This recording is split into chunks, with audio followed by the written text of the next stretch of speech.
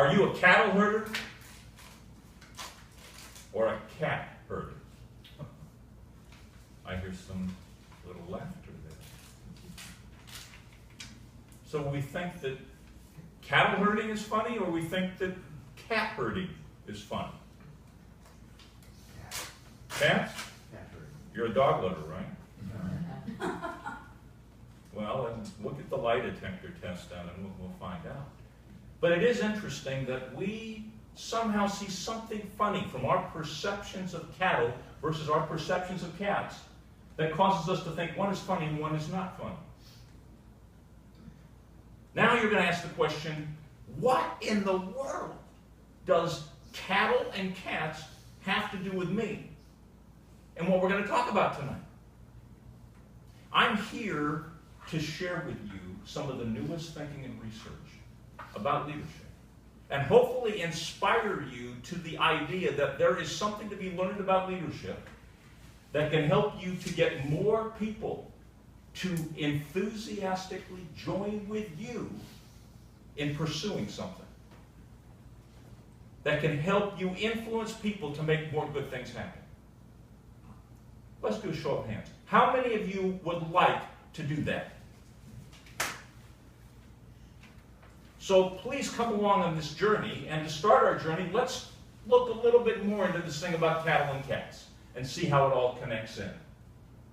Now, why do we think that cattle is a normal thing to be herded?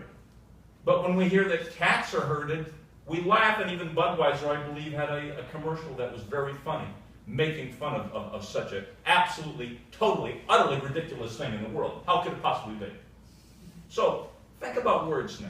Let's put this into words, descriptive words. When we think of cattle and why we think that it's normal for cattle to be herded, what words would we use to describe cattle that makes us think that? Obedient. Obedient. Social group. Social group. Followers. Followers.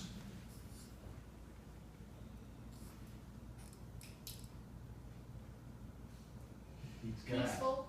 What? Peaceful. Peaceful. Looking for grass. Looking for grass. Simple. Simple. Docile. Docile. We could come up with a lot of words, but you kind of get a flavor. All the words we're coming up with have a flavor to them, don't they? Docile, gentle, peaceful. Go along with the social crowd. If they're doing it, I'm going to do it too. Whatever they're doing, I don't care. Just as long as I'll just follow them. I don't care that somebody, if they're zapping, oh no, I don't know about that. I'm just going to follow what's right in front of me. Okay. Now, what about cats? What is it about cats? What words would we use to describe cats if we think it's really ridiculously funny to be herding them? What? Independent. Independent. Indifferent. Indifferent. Okay, you've had some experiences with people. Okay.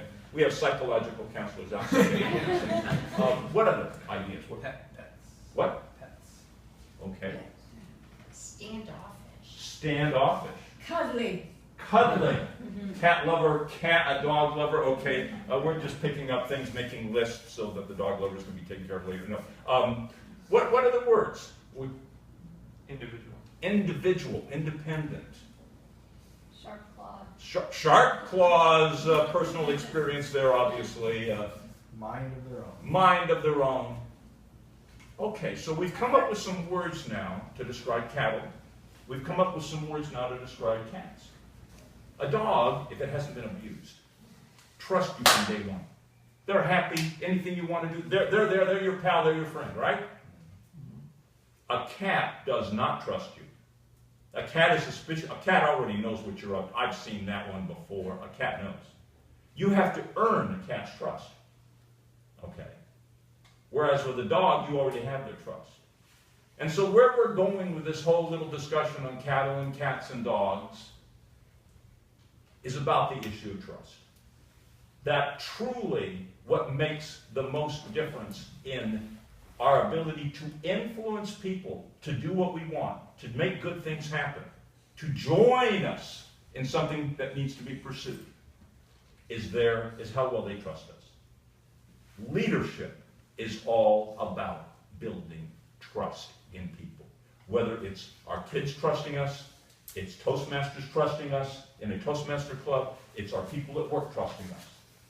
Leadership is not about visions. It's not about greater than life personalities. It's not about human relations techniques, and it's not about fancy titles. It's about building trust in people. The question isn't how important is trust, the question is how do you build trust?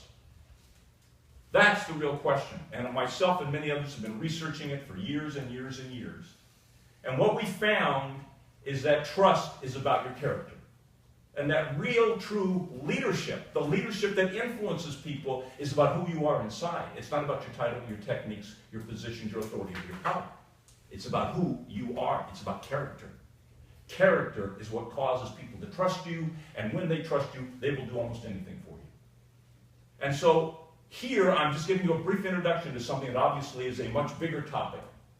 But what I wanted to leave you with is this idea that if you really want to build trust and really influence people in a greater way than you are, then what my challenge is to you is to consider building your own internal character. Now, some of the things that we've come up with are humility, authenticity, respect, integrity, and being of service to those you lead. So instead of you're leading the charge, you're in back and you're supporting them.